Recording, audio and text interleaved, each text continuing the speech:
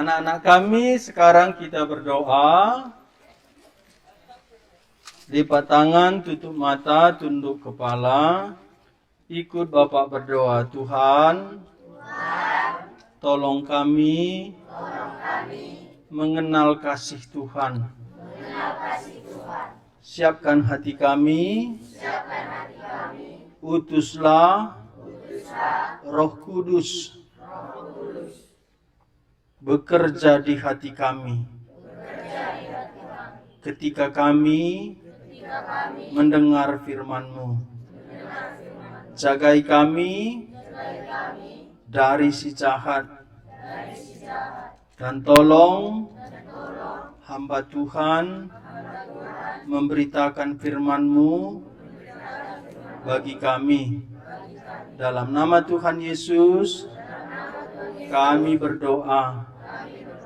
Amin. Anak-anak, ada Tuhan, betul? Ada. Tapi ada malaikat, betul? Lalu ada setan, betul? Lalu ada semua ciptaan Tuhan. Betul ya? Tuhan Allah berapa hari mencipta alam semesta dan isinya? 6 hari. Yang terakhir dicipta apa? Iya, kita manusia. Tahu tidak kalian? Kalau malaikat itu roh. Kalau binatang itu hanya tubuh. Tapi kita manusia unik.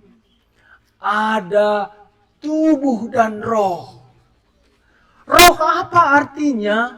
Tidak bisa mati.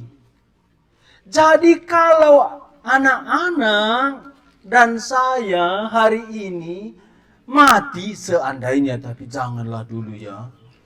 Seandainya mati, yang mati itu hanya tubuh kita. Roh kita tidak mungkin mati. Alkitab berkata, roh manusia, kalau manusia itu mati, hanya 2 tempatnya. Surga dan neraka. Surga itu apa sih surga?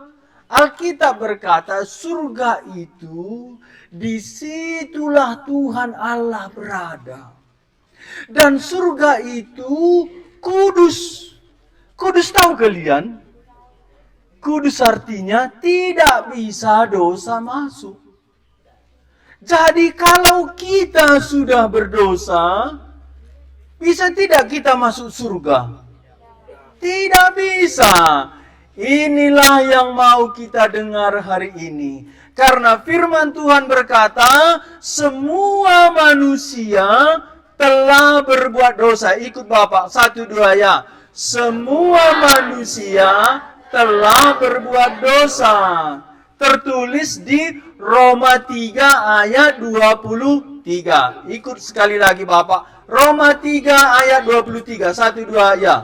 Roma 3 ayat 23. Semua manusia telah berbuat dosa.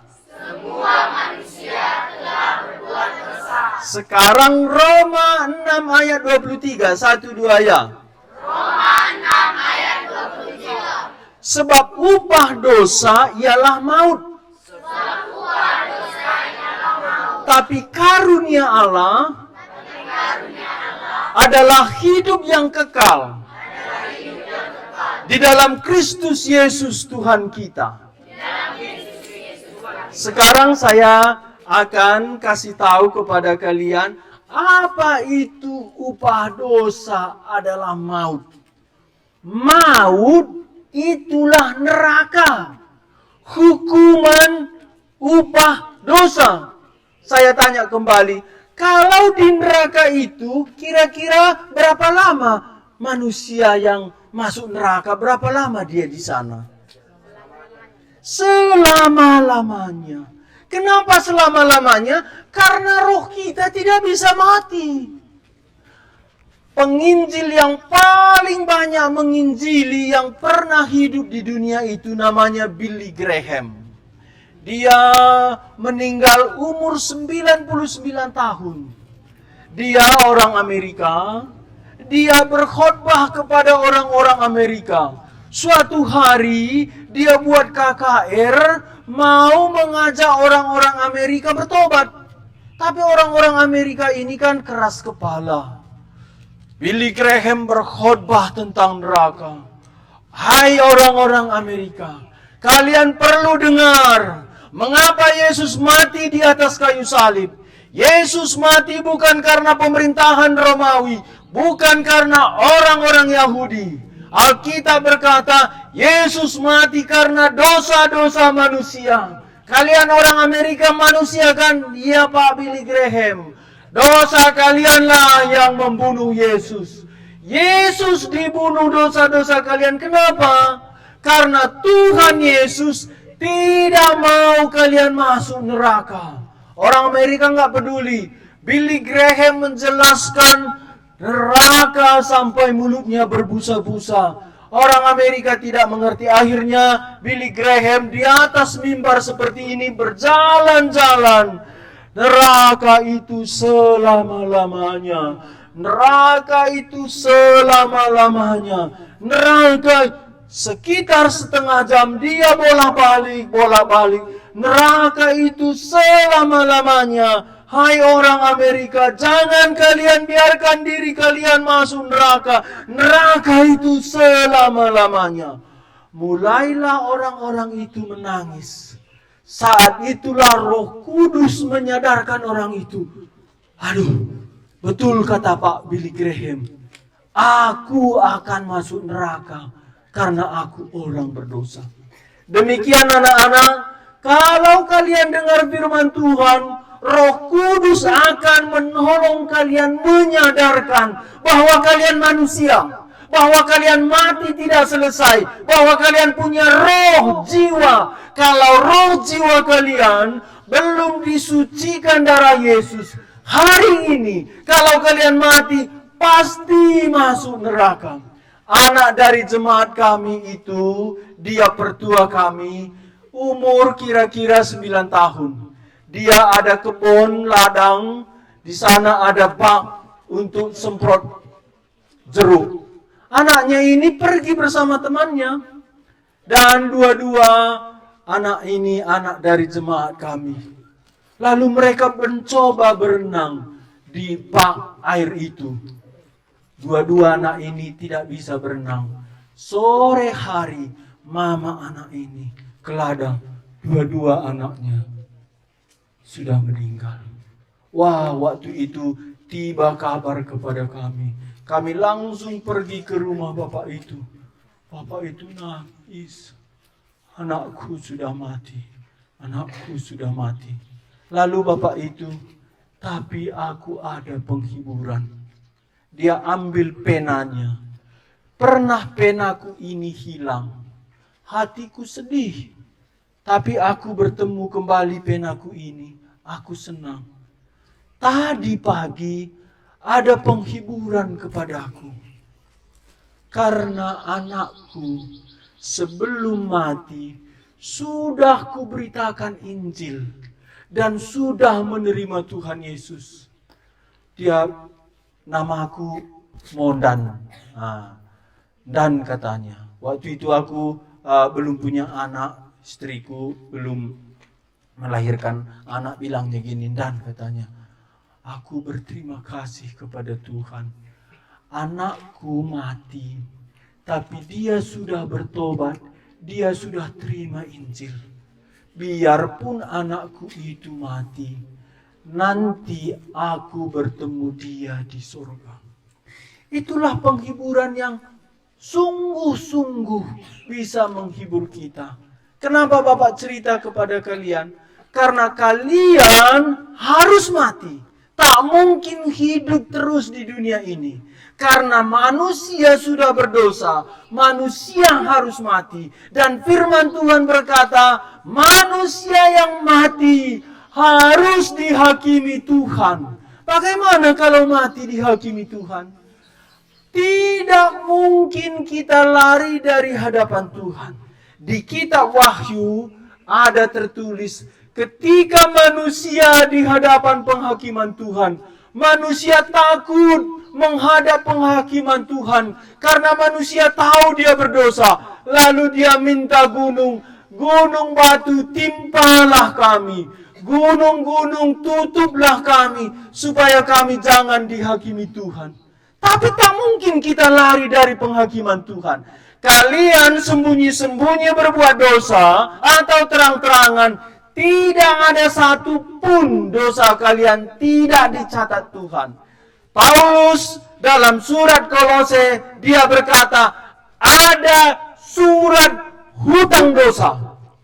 Tiap dosa kalian ada catatannya di sorga. Kalau kalian mati hari ini, catatan dosa itu akan ditunjukkan kepada kalian. Kalian mungkin nangis, aku malu, aku tidak bisa melihat dosaku. Tapi Tuhan berkata, diam, engkau harus melihat perbuatanmu. Disitulah kita akan melihat satu persatu dosa kita.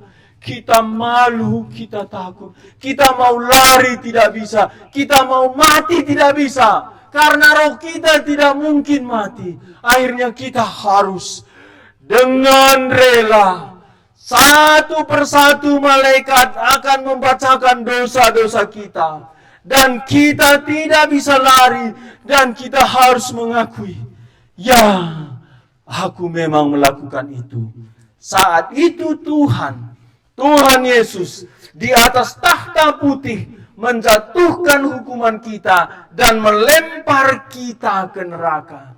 Dan Alkitab mencatat ada satu orang yang masuk neraka, orang kaya. Dia ingin kembali hidup, tidak bisa.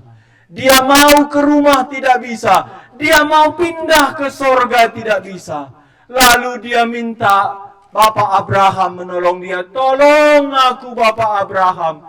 Suruh orang lain mencelupkan jarinya ke air. Menteteskan ke lidahku sebab aku haus di api ini. Abraham berkata, hei anakku, ingat waktu kamu hidup. Apa artinya? Orang di neraka akan menyesal selama-lamanya di neraka. Mengapa waktu aku hidup, aku tidak bertobat? Mengapa waktu aku mendengar firman Tuhan, aku tidak konsentrasi, aku melalaikan? Sehingga orang-orang di neraka hari ini, saat ini, cuma satu pikirannya, menyesal. Menyesal waktu hidup, kenapa aku berdosa? Kenapa aku tidak mau bertobat? Hari ini anak-anak, firman Tuhan yang kedua yang kita baca, Roma 6 ayat 23. Upah dosa ialah maut, tetapi karunia Allah ialah hidup yang kekal. Apa artinya? Walaupun kita sudah berdosa, kita bisa diampuni. Kita bisa masuk surga. Bagaimana caranya? Itu bukan dengan cara kita. Itu karunia Allah. Apa artinya karunia Allah? Karena Allah mengasihi kita, Allah memberikan dengan cuma-cuma. Bagaimana Allah memberikan dengan cuma-cuma? Di dalam anaknya Yesus Kristus. Yesus Kristus diutus Allah Bapa dari sorga. Para malaikat heran. Para malaikat melihat Yesus lahir di palungan. Lalu malaikat diutus Allah Bapa turun ke Betlehem. Memuji Tuhan. Terpujilah Allah di sorga. Dan damai bagi manusia yang berkenan kepada Allah. Yesus firman menjadi manusia. Allah di dalam daging. Dia lahir tidak berdosa. Hidup tidak berdosa. Selama 3 tahun dia melayani. Mulai umur 30 sampai umur 33 dia melayani. Dan umur 33 datanglah orang-orang Yahudi menangkap Tuhan Yesus. Ingat kalian di mana Tuhan Yesus ditangkap? Di taman apa? Getsemani. Di taman Getsemani orang-orang Yahudi menangkap Tuhan Yesus. Hari itu pukul 8 malam. Itu Kamis malam. Pukul 8 malam, Kamis malam ditangkap Tuhan Yesus. Malam itu dia diadili. Diadili siapa? Diadili Mahkamah Agama Yahudi. Sampai pagi diadili. Di dalam undang-undang agama Yahudi dan undang-undang pemerintahan Romawi, tidak bisa seorang tahanan diadili malam hari. Tapi Tuhan Yesus diadili. Setelah diadili, pengadilan agama dikasih ke Herodes. Setelah Herodes dikasih ke Pilatus. Lalu dikembalikan ke Mahkamah Agama. Lalu pagi-pagi, kira-kira pukul 7 pagi-pagi, Herodes berkata kepada Pilatus, adili dia. Lalu Pilatus panggil lagi Tuhan Yesus. Sini. Pilatus berkata, aku berhak menentukan nasibmu. Tuhan Yesus menjawab, jikalau bukan Bapakku di sorga memberikan kuasa kepadamu, engkau tidak bisa berbuat apa-apa kepadaku, kata Tuhan Yesus. Lalu Pilatus tiga kali berkata kepada orang Yahudi, aku dengar dulu ya, kita mau selesai. Kalian ini jarang dengar firman Tuhan. Ini menentukan masa depan kalian.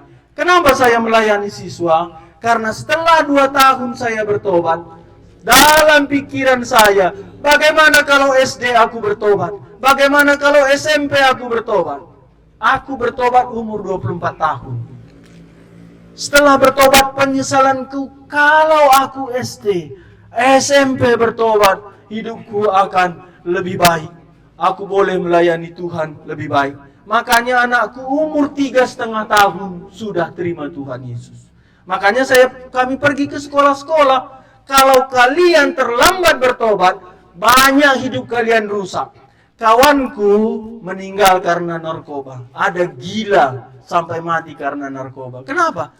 Tidak pernah dengar firman Tuhan.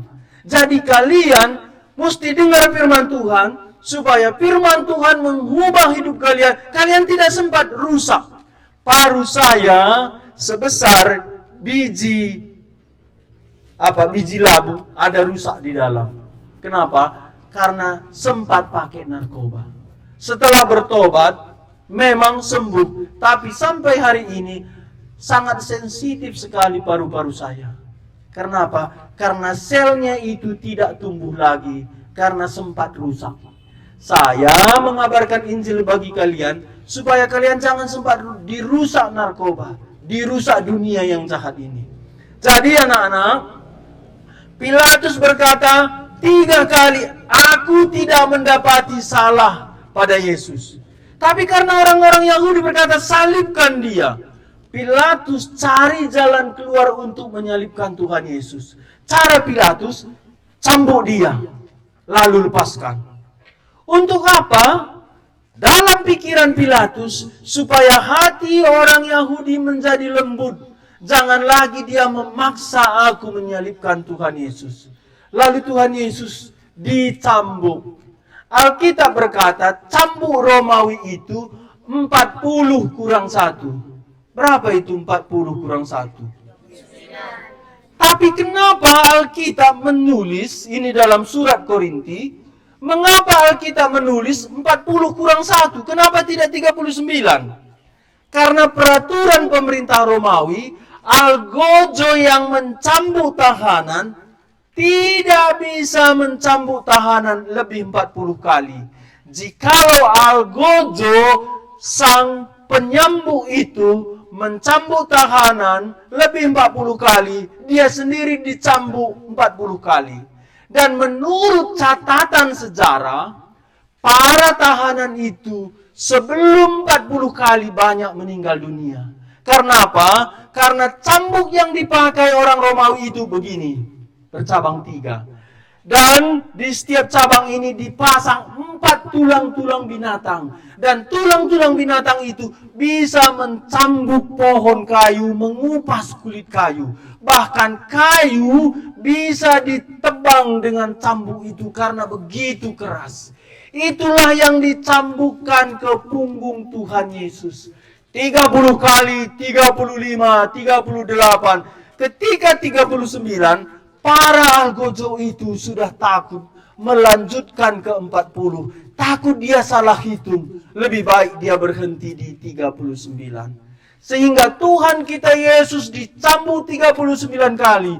Lalu Pilatus berharap Tuhan Yesus dilepaskan.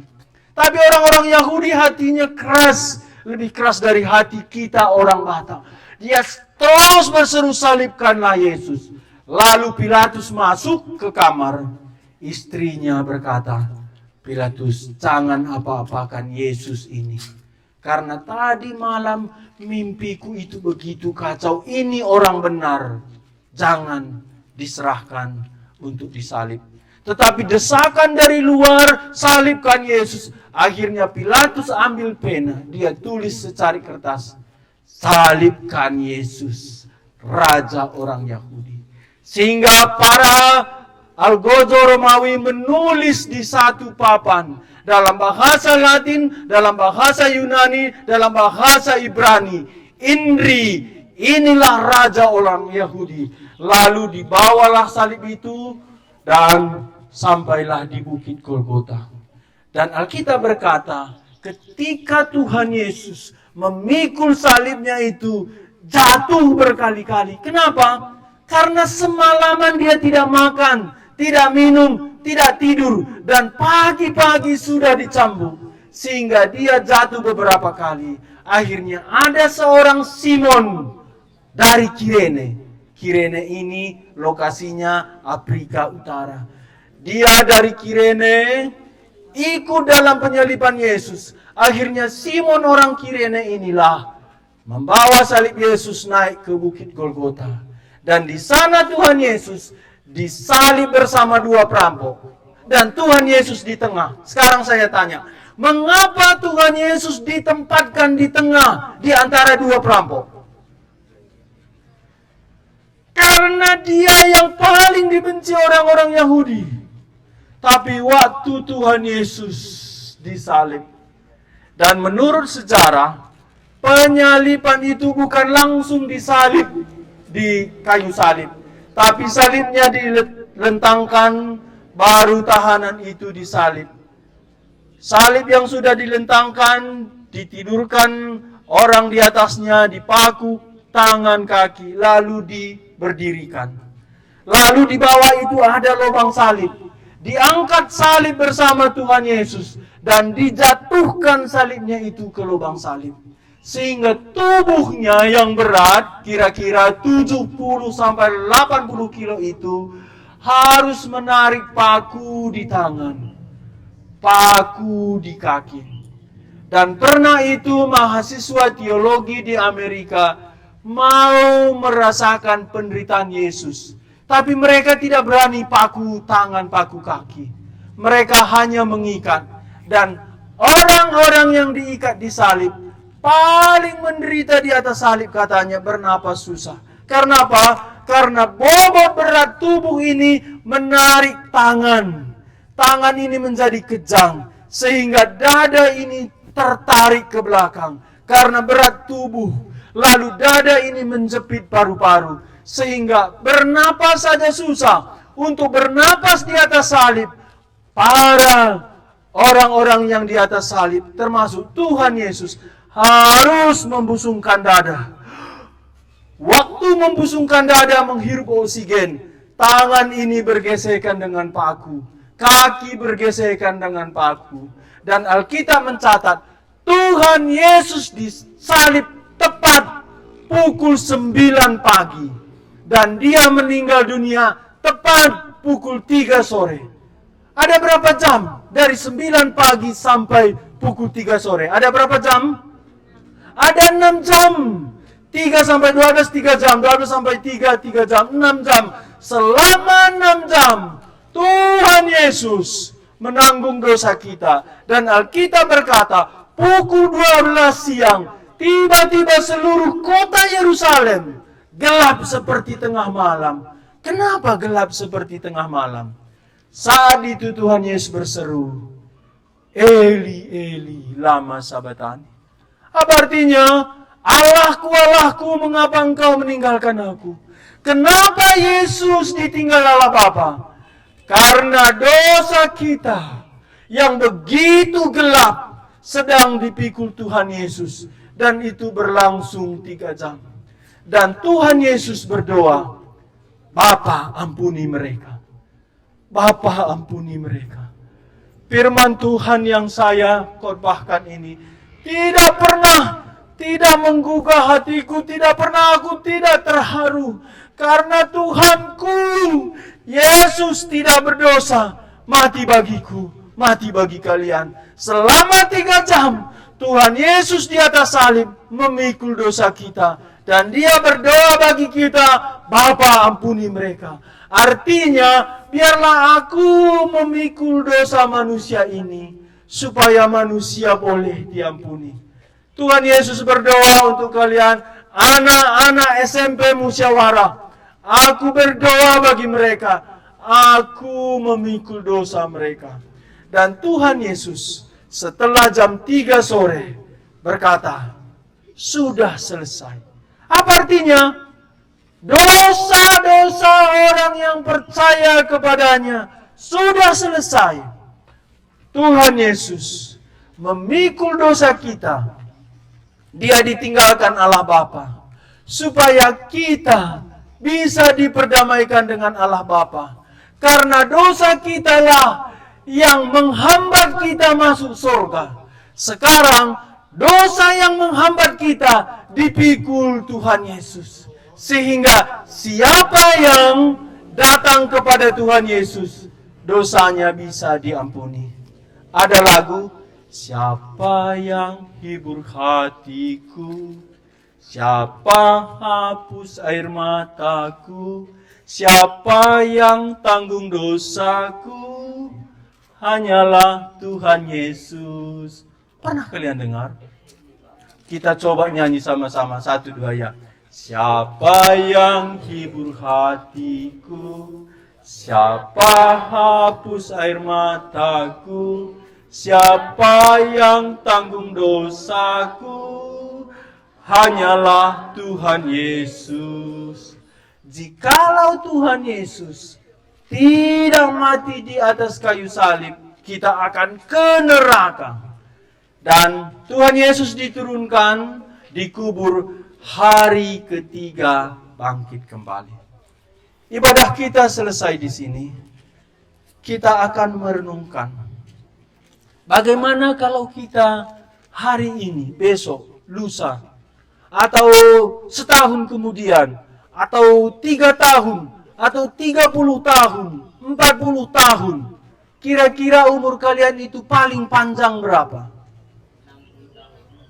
Ya, Alkitab berkata umur manusia itu rata-rata umur 70. Dan saya pernah baca majalah kesehatan, perempuan 70, laki-laki hanya rata-rata 68. Jadi cepat atau lambat kita pasti mati. Sebelum kita mati, dosa kita harus selesai. Dosa kita harus diampuni. Sekarang tidak ada pengampunan dosa kecuali darah Tuhan Yesus. Siapa di antara kalian dosanya mau diampuni? Coba acungkan tangan. Acungkan tangan. Turun tangan. Dosa kalian itu sedikit atau banyak? Dosa kalian itu tercatat di surga. Sebelum kalian datang kepada Tuhan Yesus, Tuhan menyimpan dosa kalian dan kalian akan dihakimi. Sekarang kita selesai, lipat tangan, tunduk kepala. Tuhan, Engkau sudah melihat tangan anak-anak kami diacungkan. Mereka sadar mereka berdosa. Mereka menyakiti hati Tuhan. Dan dosa-dosa mereka tertulis di surga. Siang ini mereka mendengar cinta kasih-Mu. Dosa mereka yang membawa mereka ke neraka. Tuhan Yesus sudah tersalib bagi dosa-dosa mereka. Dan Tuhan Yesus mau mengampuni mereka, membersihkan dosa-dosa mereka. Tuhan Yesus, utuslah Roh Kudus-Mu, menolong mereka bertobat dari dosa-dosa mereka, dan percaya kepada Tuhan Yesus. Anak-anak kami ikut Bapak berdoa, saya membawa kalian berdoa, percaya dan menerima Tuhan Yesus. Ikut saya berdoa kalimat demi kalimat. Oh Tuhan Yesus, aku sadar, aku sudah berdosa. Dosaku begitu banyak. Dosaku membawa aku ke neraka. Tapi cinta kasih Tuhan Yesus besar bagiku. Tuhan turun dari sorga, menjadi manusia, hidup tidak berdosa, tapi mati bagiku, orang berdosa. Tuhan sudah bangkit. Tuhan Yesus, aku mau bertobat. Aku mau meninggalkan dosaku.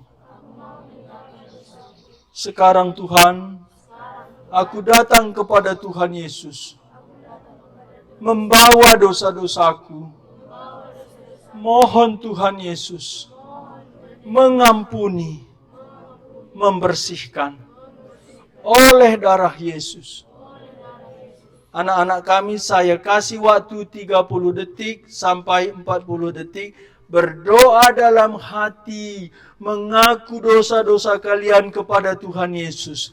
Kalau kalian bisa mengucapkan dengan mulut, diizinkan. Tapi dalam hati pun Tuhan sudah mendengar. Apa dosa kalian yang diingatkan, diterangi Roh Kudus. Berdoalah minta ampun kepada Tuhan Yesus. Sekarang bawa dosa kalian.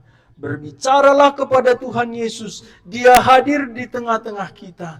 Dia mau mengampuni dosa kalian. Katakanlah dosa kalian.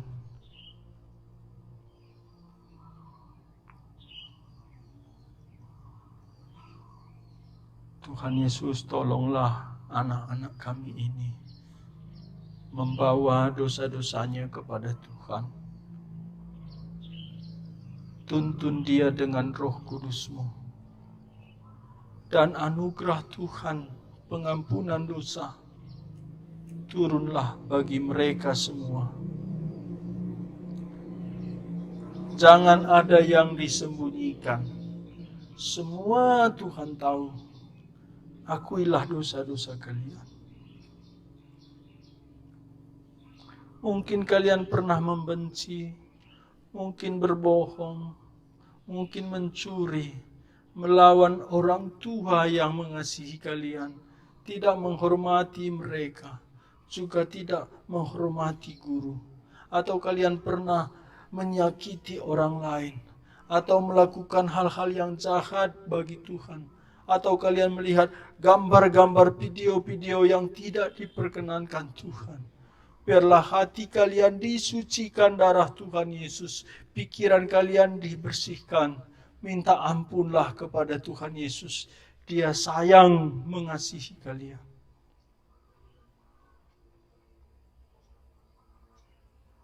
Bertobatlah. Datanglah kepada Tuhan Yesus. Dia sudah disalib, mencurahkan darahnya. Dia sudah mati bagi kalian. Dia bangkit dan dia ada di sini. Jikalau masih ada dosa-dosa kalian yang kalian ingat, nanti pulang dari sekolah ini sampai di rumah, sebelum makan, minta ampun kepada Tuhan. Dan mau tidur, jikalau Roh Kudus mengingatkan, minta ampun kepada Tuhan. Sekarang kita lanjut berdoa, ikut Bapak berdoa. Oh Tuhan Yesus, hari ini aku bertobat. Dosa, selamat tinggal. Iblis, pergi dariku. Tuhan Yesus, datanglah ke dalam hidupku. Tuhan Yesus, aku membuka hatiku.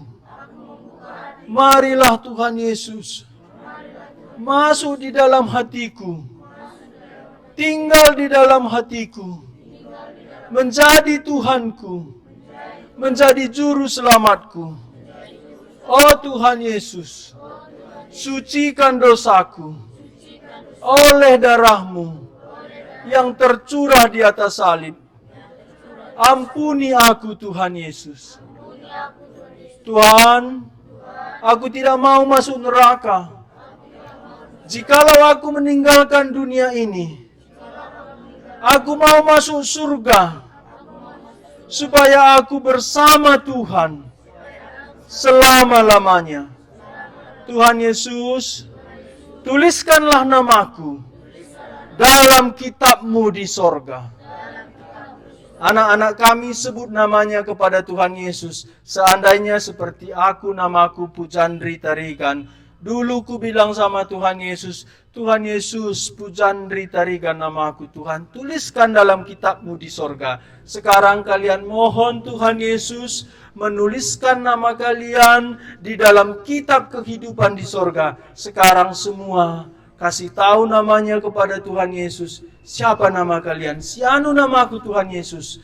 Tuliskan di kitab Tuhan di sorga. Sekarang 1-2 ya kasih tahu namanya. Tuhan Yesus, ini namaku Tuhan. Tuliskan Tuhan Yesus, supaya aku beroleh hidup kekal di sorga. Ikut saya berdoa, kita akan selesai. Terima kasih Tuhan Yesus. Tuhan mengasihi aku. Tuhan mengampuni aku. Tuhan menyelamatkan aku. Tolong hidupku mengikut Tuhan Yesus sampai aku besar, dewasa, dan bertemu dengan Tuhan di sorga. Aku setia mengikut Tuhan Yesus. Terima kasih Tuhan Yesus. Dalam namamu aku berdoa. Amin. Sekarang kita menutup ibadah kita. Bapak terus berdoa sebentar lagi. Tuhan, kami sudah selesai. Terima kasih, berkatilah anak-anak kami, berkati sekolah ini, berkati para guru. Jangan tinggalkan. Demikian sebentar kami pulang, Tuhan sertai. Dalam nama Tuhan Yesus kami berdoa. Amin.